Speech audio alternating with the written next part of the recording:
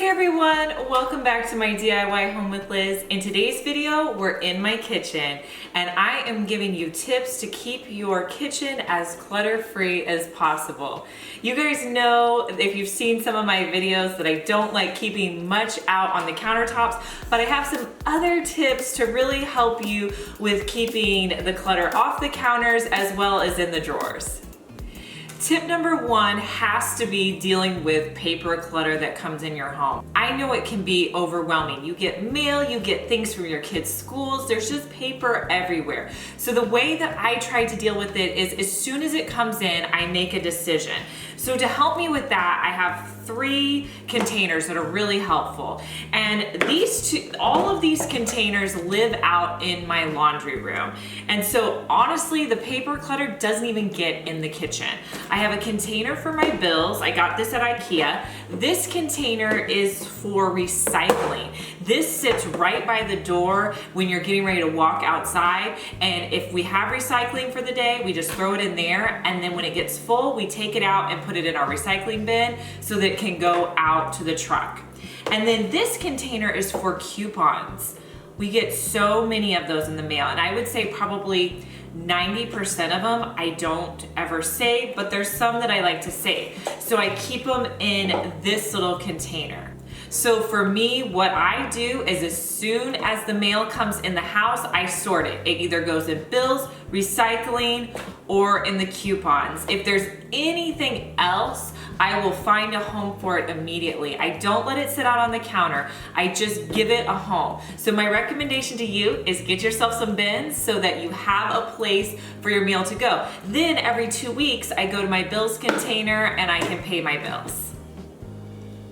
Tip 2 would be to declutter using a baby step approach.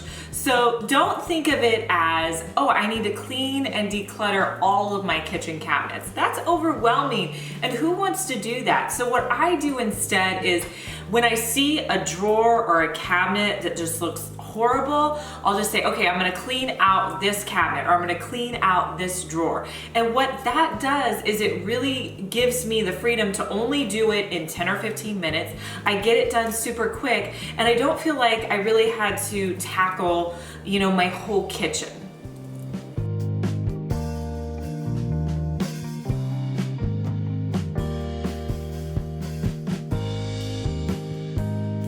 Tip 3, what you want to do is keep a donation bin somewhere close to where all of your clutter is. For me, that is out in my garage. I have a basket sitting out there, and whenever I find anything in my kitchen that I no longer want, I take that item and I put it in the basket. When it gets filled up, I just swing by Goodwill and give them all of those items. I also do this same technique in my girls' closets. I put a little laundry hamper underneath where their clothes are, and that way when we pull off something that no longer fits them, I put it in the basket. For my older daughter, this works because that basket then transfers to my younger daughter so that she can fit into those items. And for my younger daughter, those items we end up either garage sailing or donating. So I know I'm going to get a few comments saying, Liz, I don't know how you have so few utensils in your drawer. Where are you hiding them all?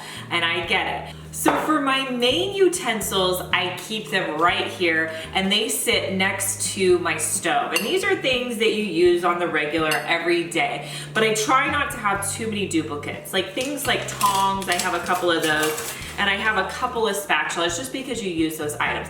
But those utensils that you only use like maybe once a year? Well, I have a secret hiding spot for them. So my hiding spot for these is I keep them above my microwave. In that high cabinet up there that nobody ever really gets into, or at least I don't because I'm shorter. Things like a rolling pin and like a pie cutter. And then I also have like the little corn on the cob things. I don't use those very often, but I use them enough to where I don't want to get rid of them. So I keep those stashed above my microwave. I actually have 2 little tubs like this.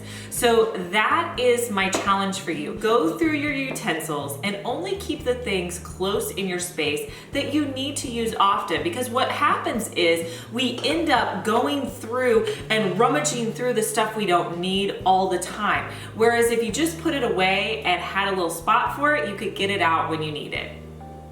Another great tool to use in the kitchen to really help with that clutter is command hooks. I love using these. I actually keep a command hook in one of my cabinets, and it's a perfect spot for my oven mitts. If you guys haven't tried that yet, you really need to do it. That way, when you need an oven mitt, it's right there on that command hook and you can just pull it off. You don't have to mess with pulling things out of a drawer. I suggest you putting your command hook really close to a cabinet that's close to your oven. That way, when you're needing to pull something out really quick, you have your oven mitts right there. Number 6 is a clever solution for a towel rack. In my old home, I had a kitchen island that had a nice towel rack on the end. But here I have like a long bar situation. So there's really not a great spot for a towel rack, and you want it to be close to your sink. So I found this solution at Target. It's basically a towel rack that goes over the cabinet underneath your sink. So if you don't have a spot in your house to put a towel rack, or you don't want to put holes in your cabinetry, this is a really great solution for you. So it just hangs on this cabinet and I'm able to put all of my towels over it. Next, we're going to look in my fridge and I'm going to show you how I keep this organized. My biggest problem with my fridge is my kids and how they just kind of get in there and move things around. So what I tried to do was get a place where they could find all of their stuff. So my solution for that was to give my kids that big long bottom drawer. And if you have a fridge that's set up like mine, you'll know what I'm talking about. But if you don't, I would just give your kids kind of the bottom level of your refrigerator. So what I do is my kids can pull out this bottom drawer, and this is where all of their snacks live. And it's great. I used these soda can dividers that you can buy at Dollar Tree, and I just used them to divide up their snacks. That way, they're not rummaging through the rest of the kitchen. They know exactly where to go for their snacks, and it helps to keep my refrigerator a little bit more organized. So my number 8 solution to really keep your space simplified is around your sink.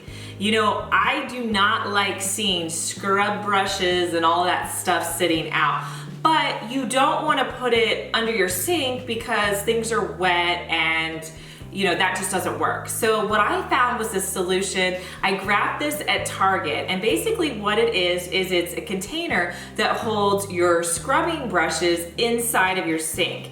And when I saw this, I thought it was so clever. So basically it just suctions to the inside of your sink and you can put your scrub brushes in it. The great part is it's in your sink, you don't see it, it's out of the way. I actually keep mine in the sink side that I don't use very often, so it doesn't get in my way at all. I love this. It's probably one of my favorite things I use in my kitchen.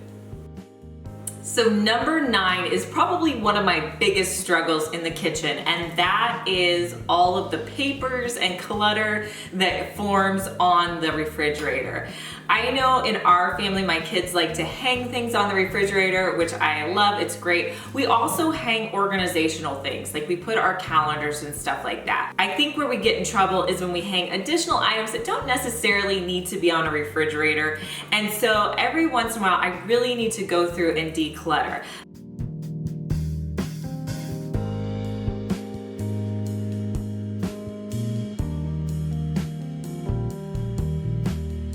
I also suggest getting a streamlined look to your magnets. I have these magnets I bought on Amazon. I'll link them below if you're interested in them. But I feel like it really helps to streamline your refrigerator. It's a lot better than having all those mishmash magnets, and I know I'm guilty of doing it too. Every month or so, it's time for me to go through and really just declutter that space. Number 10, my suggestion for you to really declutter your space is to get rid of duplicate items. One of the biggest offenders of this is utensils that we just don't use, or we have 4 or 5 of them. Pull out how many wooden spoons you have in your drawer. You know, how many are in there? How many do you really need? Or how many do you use and wash? You know, you got to think about that. It's okay to have maybe 2 spatulas, or it's okay to maybe have 3 wooden spoons. But anything more than that, I mean, are we really using more than that? That's the same thing with pitchers. I mean, I remember I pulled out like 4 or 5 pitchers in my cabinet, and I was thinking, I never even used these, let alone this many. Really look at what duplicates you have, and if you're not using them, get rid of them. Okay guys, I hope you're motivated now to go to your home and declutter your space. Let me know what are some of your tips for decluttering and cleaning out your space. And if you missed our last video, I'm gonna link it here so you guys can watch it. And if you're new to my channel, consider subscribing. I post 3 to 4 tutorials each week. And I'll talk to you in our next video. Bye.